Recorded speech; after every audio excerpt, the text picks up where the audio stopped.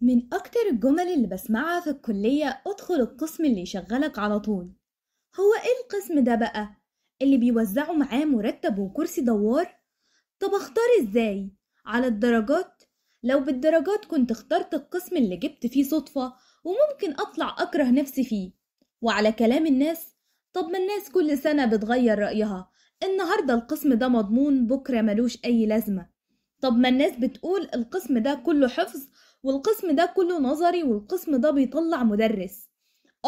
والناس نفسهم اللي بيقولوا فلان ناجح عشان هو في القسم ده، مع ان النجاح ملوش كتالوج، كل واحد وليه طريقة. طيب، الصح ايه؟ الصح ان ابص لنفسي، انا بحب العملي ولا النظري؟ بستمتع بالبحث الطويل ولا عايز اشوف شغلي يتطبق بسرعة؟ انا شايف نفسي فين بعد التخرج؟ طيب، في قسم مضمون؟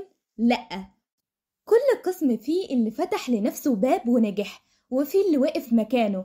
القصة مش في القسم، القصة في ان انت هتعمل ايه بنفسك. والسمعة الوحشة دي دايما بتيجي مع حد دخل مكان مش شبهه، لكن اللي دخل باختياره عمره ما يشوفه وحش.